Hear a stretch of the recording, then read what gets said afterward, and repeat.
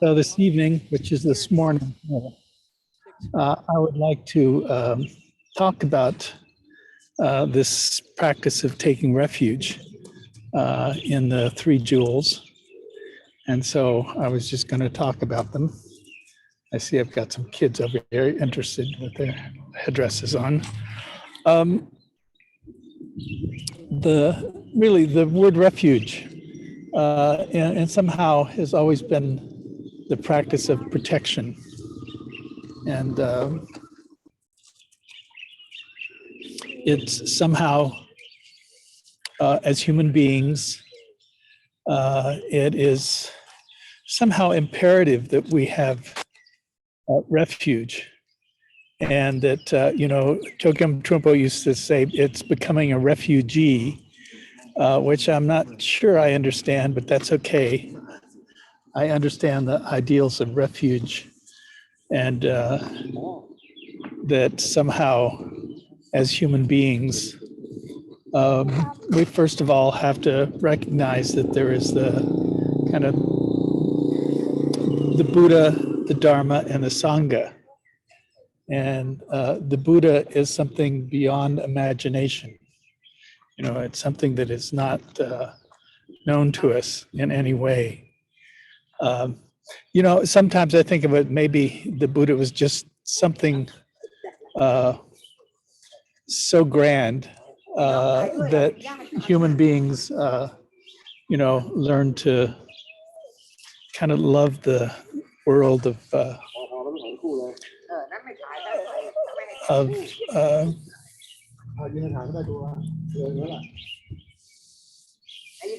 the large, of something much bigger than ourselves and who we are.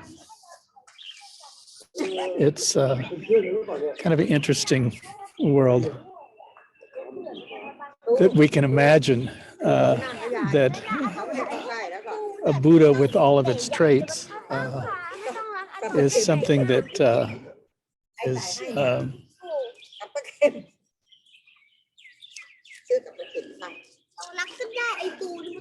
I have the kids here helping teach.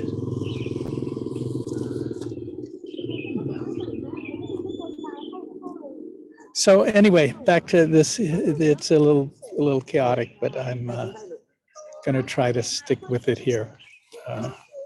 So we have kind of the Buddha that is somebody of 2,500 years ago, but he achieved something that human beings have the capacity to experience and kind of change who they are.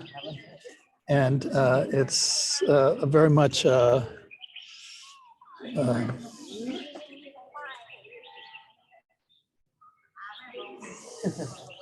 remarkable truth that knows or is aware has this capacity to free itself from its world.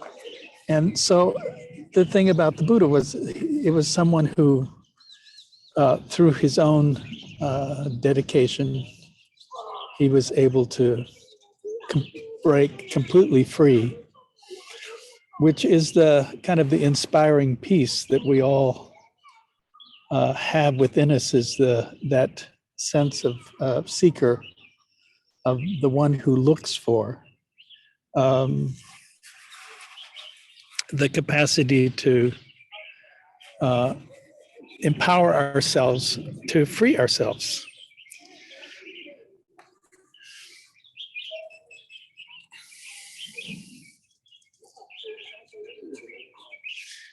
I think sometimes the ideal of the Buddha is probably the highest aspiration that's possible of a human being. And that somehow that pinnacle, and I think this cheti behind me, this stupa, in some ways it represents that. There's, in the Tibetan, they have 13 rings for 13 states of mind prior to the experience of complete freedom. And the really represents that. I think a lot of times the mountain has been a symbol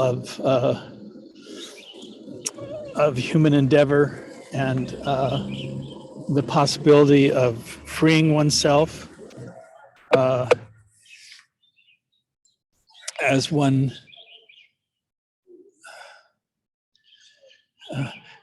looks into our own reactivity and our own what is it? Really, it's our own imprisonment that we kind of catch ourselves in our own trap, and that there is this possibility that we can break free of that trap, and that's really what the whole taking refuge in the Buddha is: breaking free of the trap of our, what they call the poisons of greed and dislike or hatred, and another word, delusion.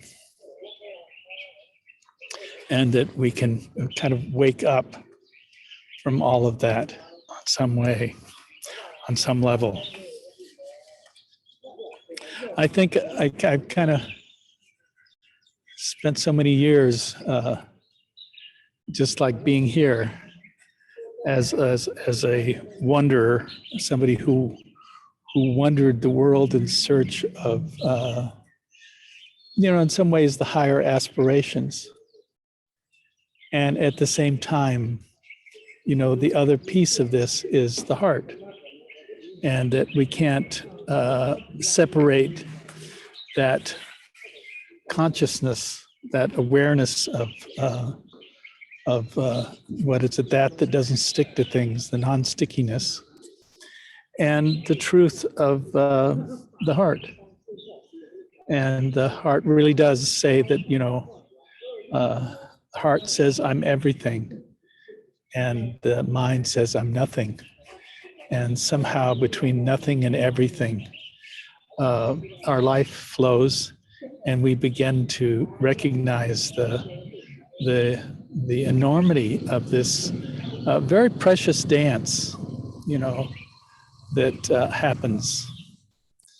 And, out of that, we begin to understand the functioning of this word dharma, which has many translations. But, it's simply truth, that truth exists here and now. And that somehow this truth is sometimes there's the fundamental teachings of the Buddha that explain a lot of the means of letting go and of how to do that. And the practice here, a primary practice, is based so much in the Dharma, is based on this truth that we can, that we have to somehow understand that goodness is a discipline. And they talk about goodness as the discipline, the precepts, the 5 precepts of non-harming, of non-killing, of not taking what is not given, of being careful with our energetics, our sexuality, of our speech, and of our use of intoxicants that kind of cloud the mind. And so those precepts are fundamental to the Dharma. They are the kind of the ground which we begin to recognize the possibilities of freedom.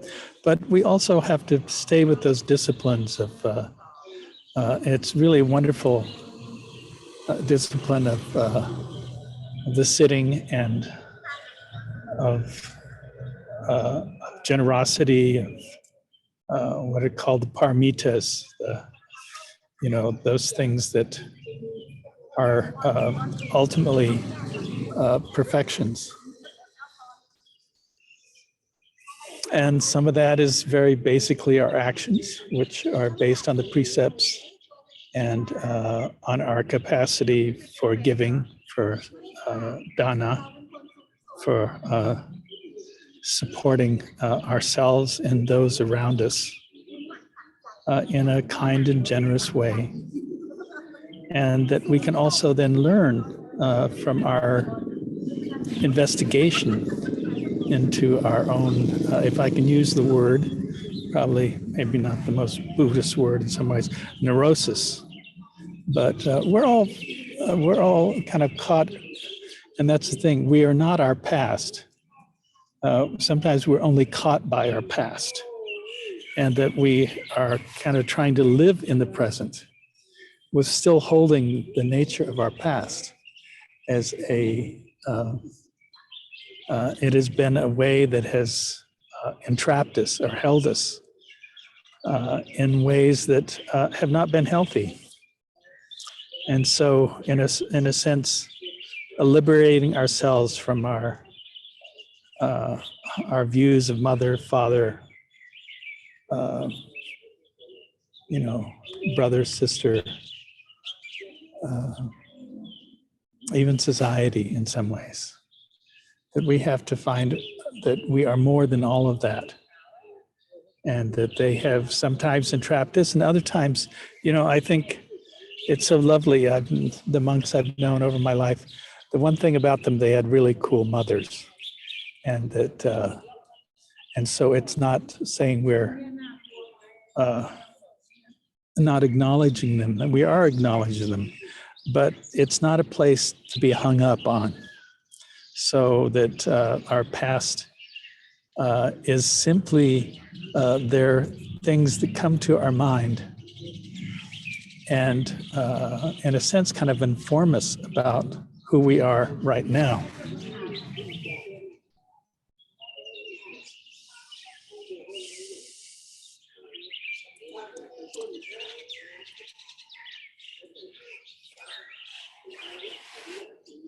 I love the practice of, when we speak of dharma, the practice of sitting and kind of shutting up and listening.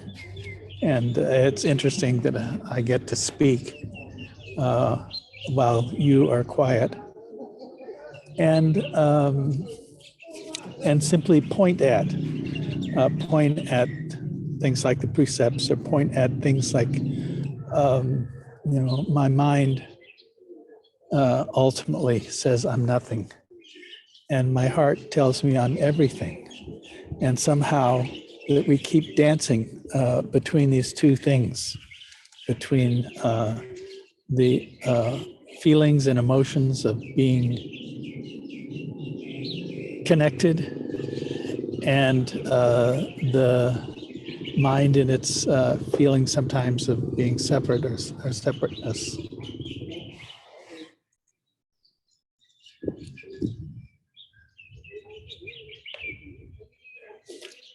I think one of the big pieces here, and dharma's, there's a lot to this word, because it also reflects all the teachings itself. And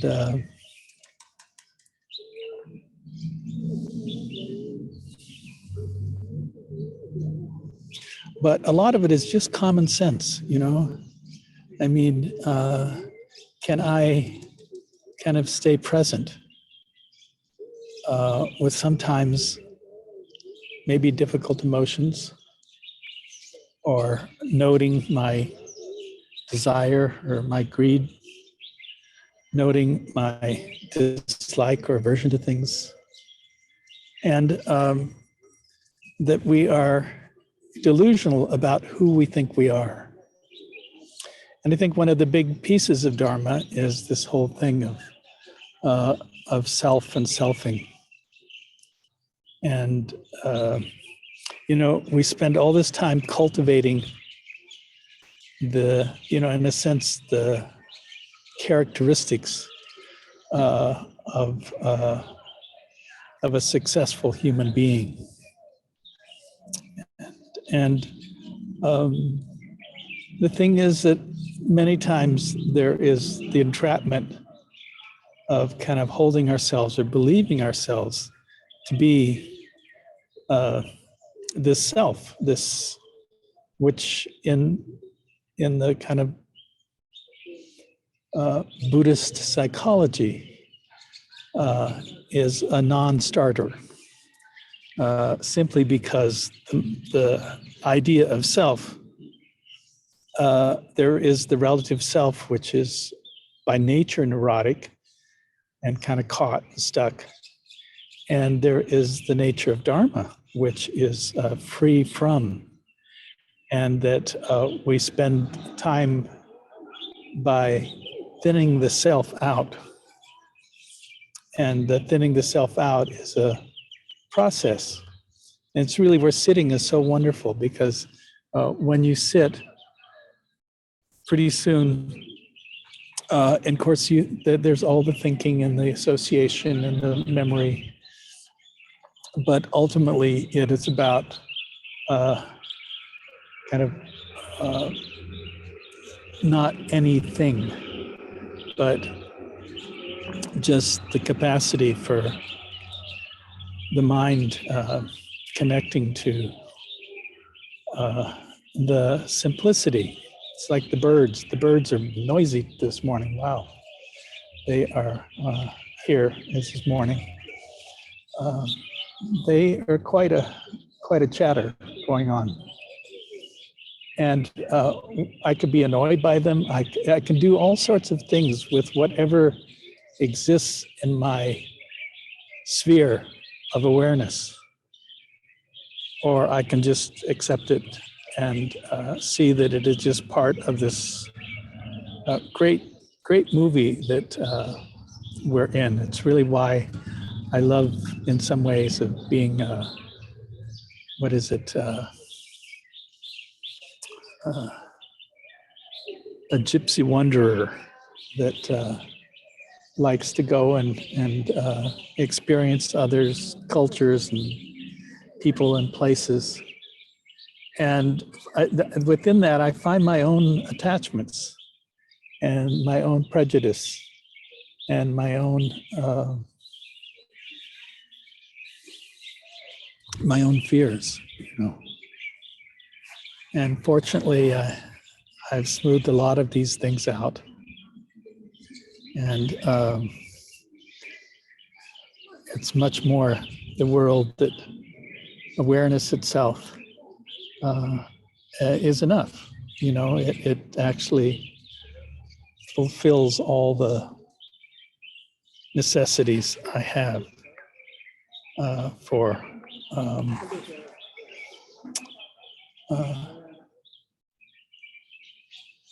being. So there is the thing of self and self being, again, in some ways you could say it's manufactured. But on another level, it is also the identity that happens when we are associating to or with.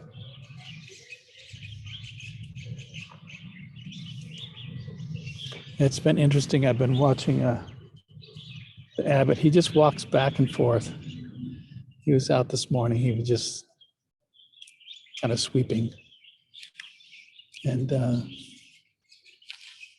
when I came the other day, asking if I could just sit here and teach, he it's like it was not a no. It was what do you call it? A no-brainer. He was just like, oh well, that's what's here. This place is here to be experienced, to be used, and and his job is just to be here, really, from what I can see. And that, you know, it's you and I who associate or make the attachments. And for him, it's just being here. I think with the birds and there is 3 dogs here that just kind of walk around. They're very peaceful.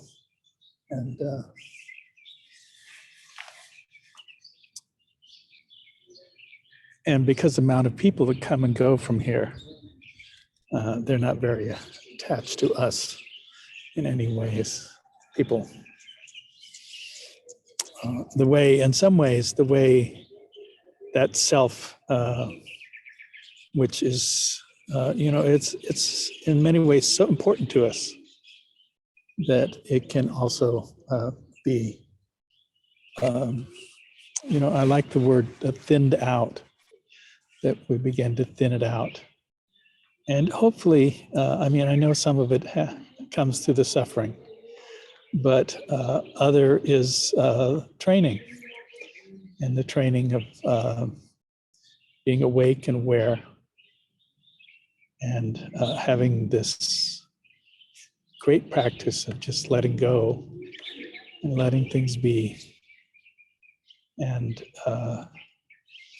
for me, adventuring in the world, you know. And I'm not saying, because I spent a lot of years more studying my own mind and my own emotions, and staying in one place.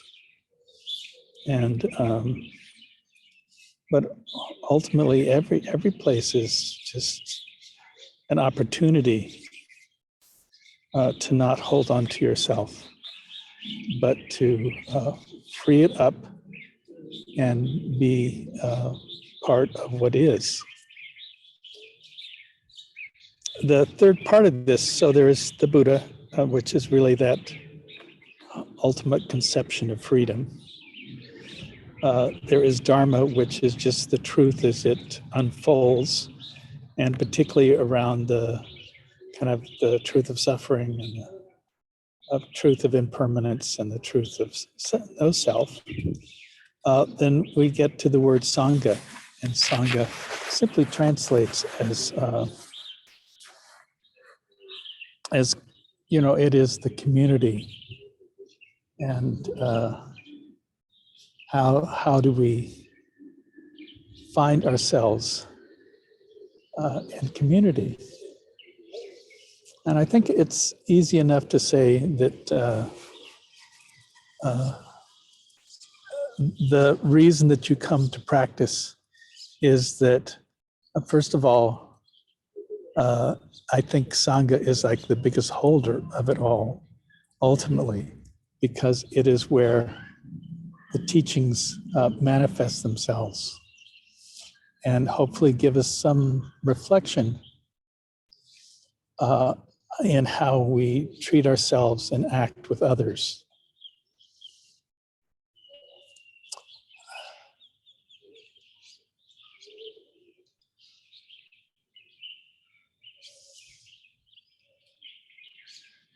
It's kind of beautiful here in the sense that now the sort of people, they came over for a while and they then got disinterested and left again.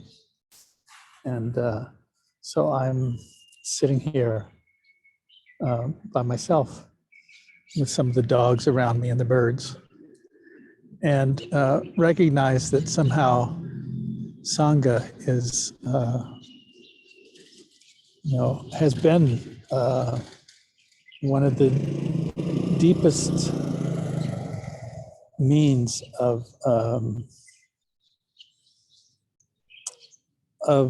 sticking with Dharma, you know, and manifesting Buddha. Because in essence, we need that reflection from other, you know, and Sangha gives us that opportunity. It also gives us an opportunity to come together and practice some of the fundamentals. And the fundamentals here, first of all, is the ability to collect ourselves. And so I think the sitting practice is kind of fundamental to the act of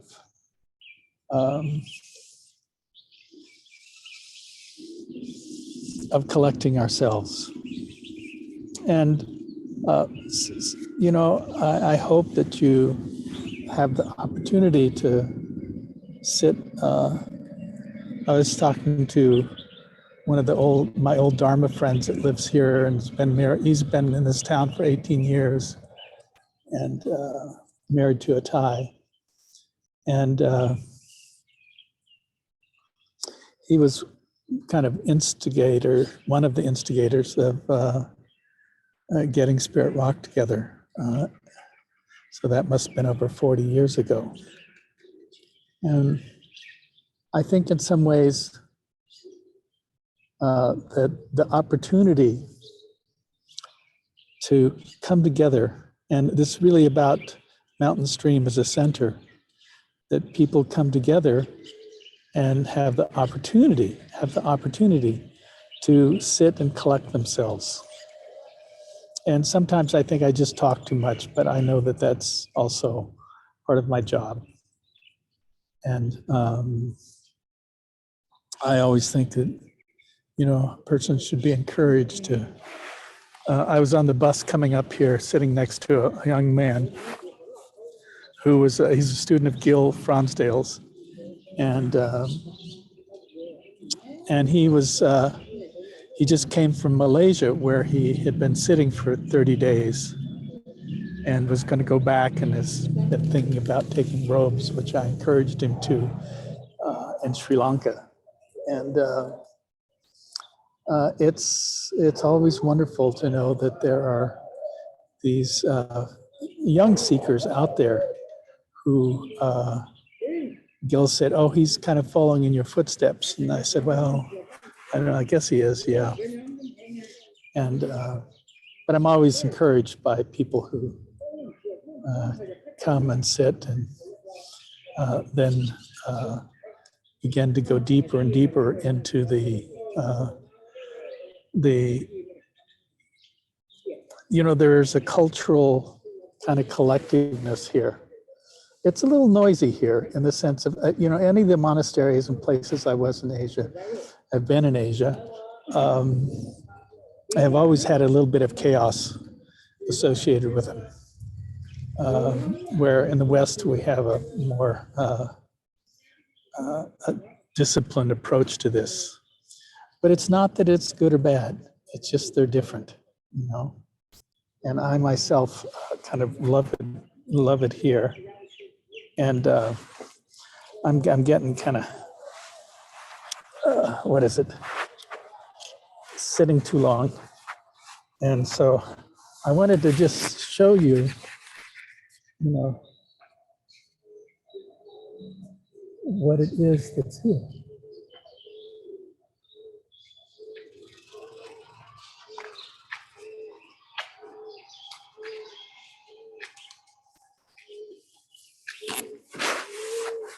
I'm going to take you over to this again is called, this was once the kingdom of Lana, which all of northern Thailand was. And this is a typical piece of architecture of the lovely.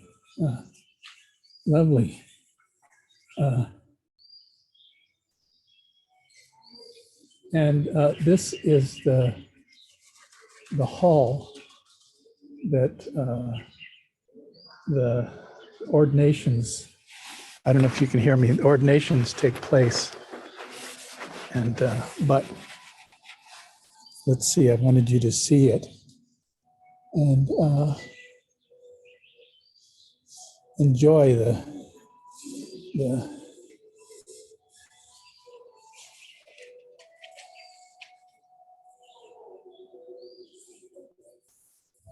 the architecture.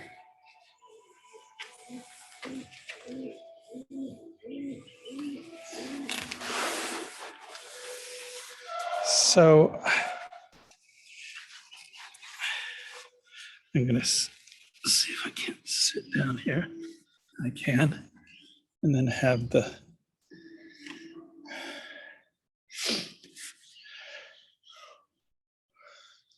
ordination hall behind me.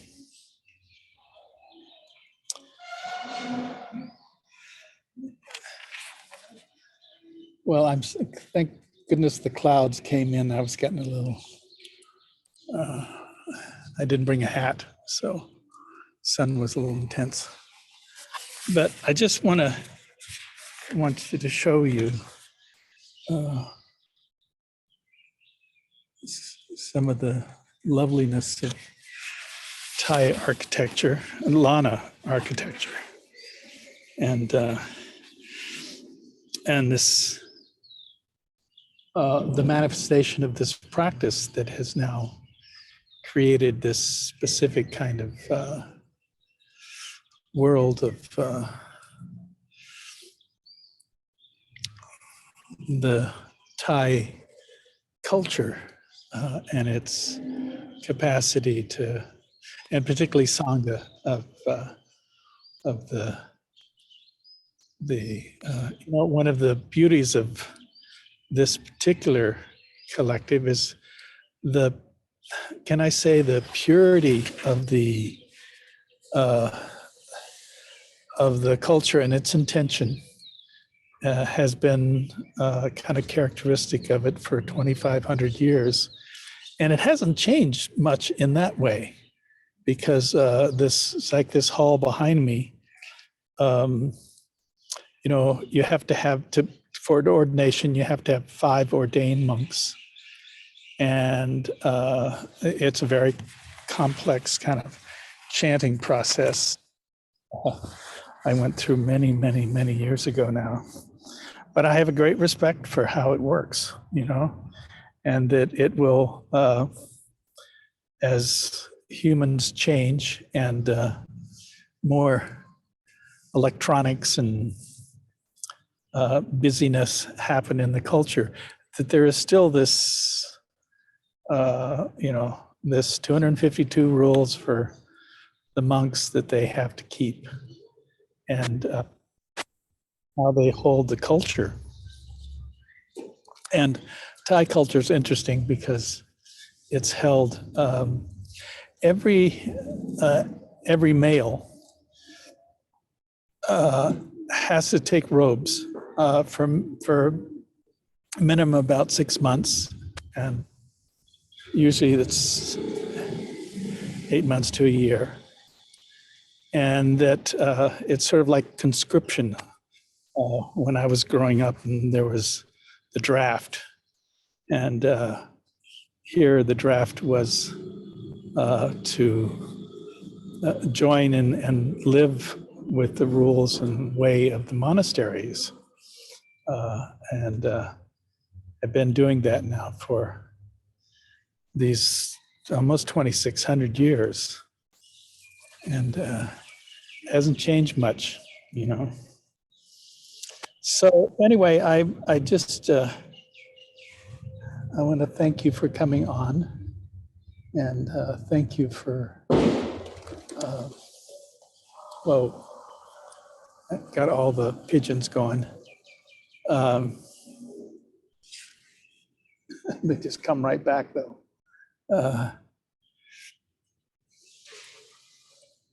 For coming on, and I thought I would just close with a metta here a little. And again, the training here is to, in some ways, the training is, it is ultimately to quiet the mind and open the heart.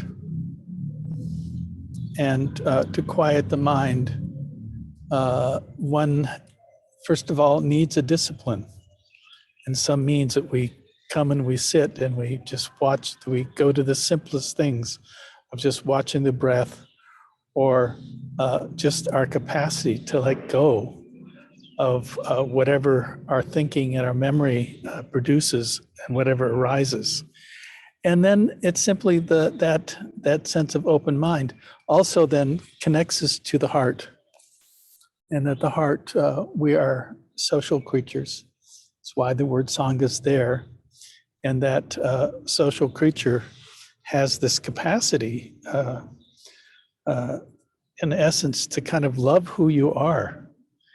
And, it's not kind of a popular thing saying love who you are, because in essence, we've had this thing about narcissism that somehow, but there is another piece of it. And it is not narcissistic. It is actually this capacity to care for that is known, that arises, that we're aware of, and that it is not something that we have to turn away from or try to use for our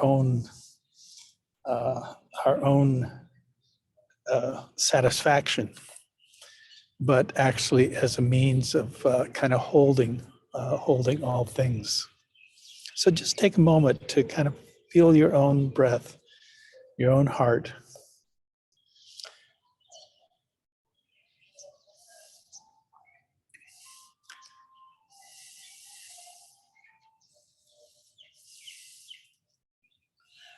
And again, there are different means of phrases. My phrases are pretty simple. May I live with an open heart. May I live with an open heart.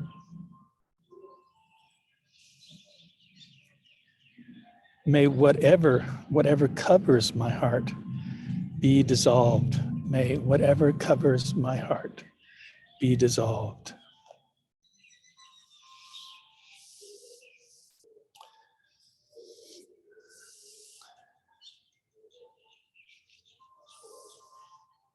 And may I live in the beauty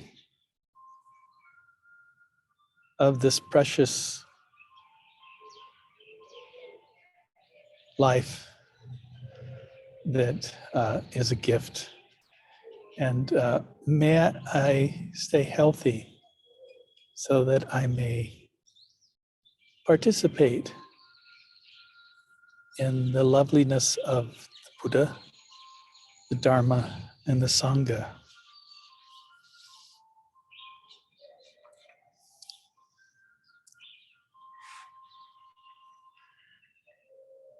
And if I could ask Marcia to ring the bell, and we will move on here.